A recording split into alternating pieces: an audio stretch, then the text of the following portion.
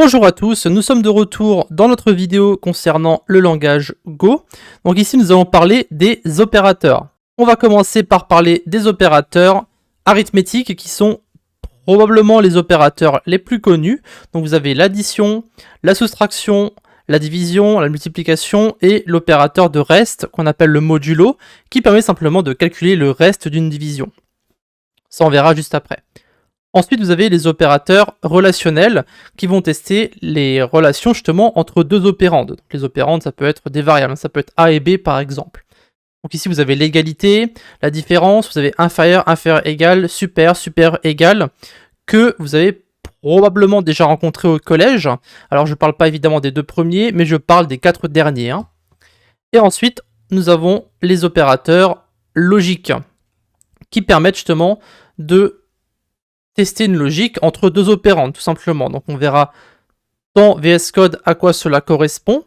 C'est plus simple de montrer un exemple et d'expliquer la logique qui est derrière ces différents opérateurs. Donc on va directement sauter sur VS Code et ensuite on va voir comment tout ça fonctionne. Alors nous sommes de retour dans notre Visual Studio Code comme nous l'avons laissé dans la dernière vidéo. Pour cette vidéo-là, par contre, on va uniquement utiliser deux variables.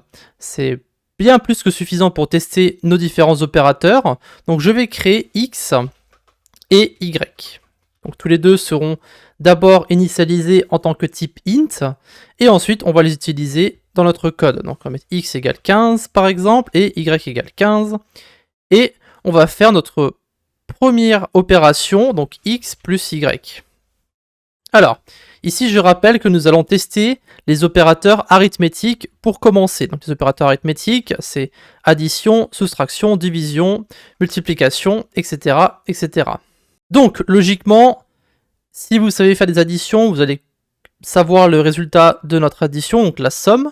Donc si on fait ici gorun main.go, on va évidemment avoir 30. Alors ce que je vais faire, c'est que je vais directement copier plusieurs fois ce print ln et je vais faire les différentes opérations et on va voir le résultat ensemble. Donc soustraction, division, multiplication et modulo. Lançons notre code et voyons à quoi tout cela correspond.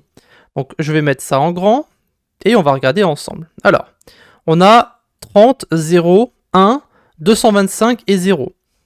Donc, la soustraction, nous avons 15 plus 15. Ça, c'est compris, je pense. Ensuite, on a 15 moins 15 qui fait 0. 15 divisé par 15 qui renvoie 1. Ensuite, nous avons 15 fois 15 qui ici renvoie 225. Et nous avons enfin 15 modulo 15 qui renvoie 0.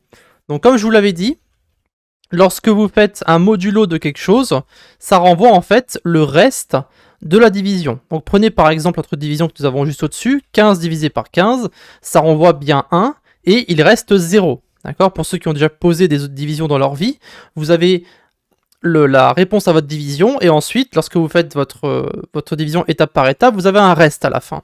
Donc ici, lorsqu'on fait 15 divisé par 15, eh bien on a 1 et on a un reste de 0. Donc c'est à ça que sert le modulo.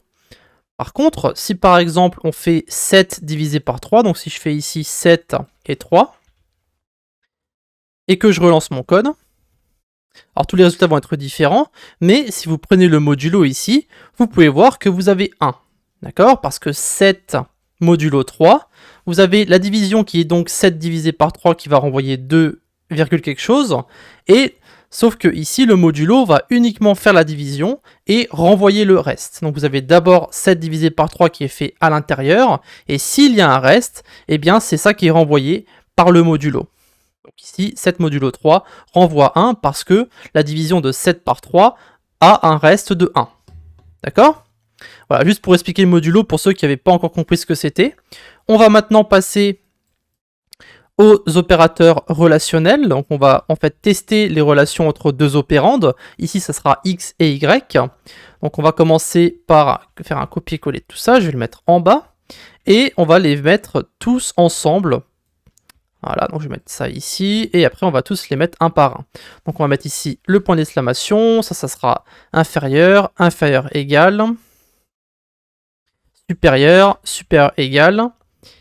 Et c'est tout. Ça, on en a 6. 1, 2, 3, 4, 5, 6. Ouais, c'est bon. On va relancer le code. Alors, c'est parti, on regarde maintenant ensemble. On peut voir qu'on a false, true, false, false, true, true. Les opérations qui utilisent des opérateurs relationnels vont toujours envoyer un booléen, donc soit false, soit true. Ici, ce qu'on teste, si x est égal à y. Donc 7 et 3 ne sont pas égales, donc on renvoie false.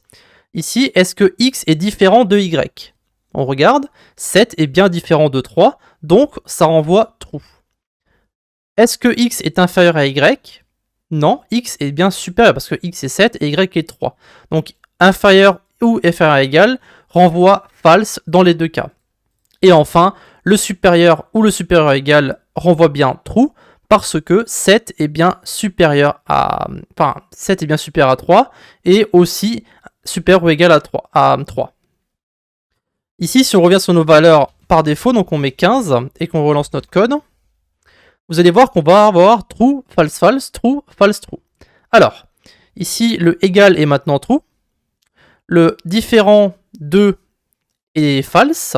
Le inférieur est false parce que 15 n'est pas inférieur à 15, hein, c'est égal.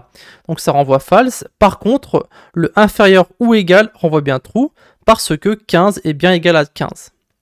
Donc on a true ici, false ici et true ici. Voilà. Donc évidemment, on utilisera ces opérateurs pour faire des conditions qu'on verra justement dans la prochaine vidéo. N'hésitez pas à faire des tests de votre côté si vous le voulez bien. Et enfin, on va tester les opérateurs logiques. Alors, on n'en a que 2. On verra le troisième plus tard.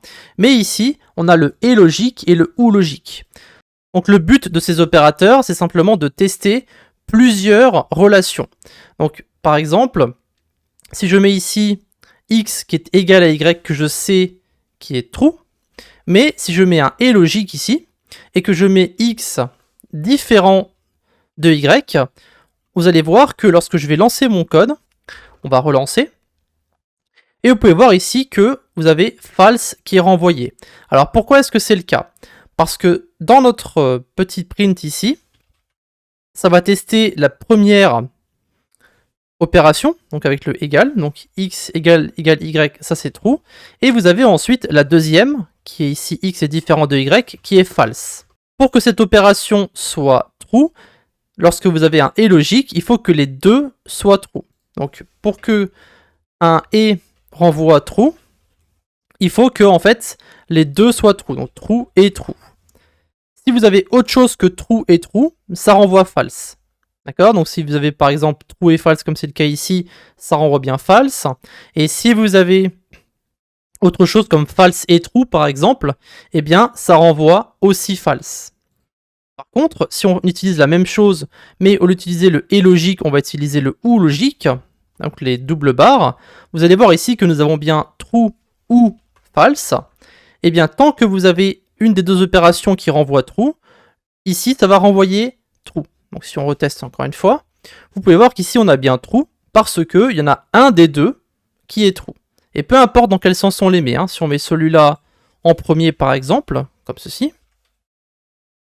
Donc la première ici, ce ne sera pas false ou true, ce sera true ou false. Donc peu importe dans quel sens c'est, tant qu'il y en a un des deux qui est true, eh bien ça va renvoyer true aussi. Par contre, si les deux sont faux, donc si ça se met inférieur par exemple, ici dans les deux cas c'est false, du coup ça va renvoyer false. C'est uniquement lorsque les deux sont faux. Par rapport au premier, si un des deux est faux, alors tout est faux.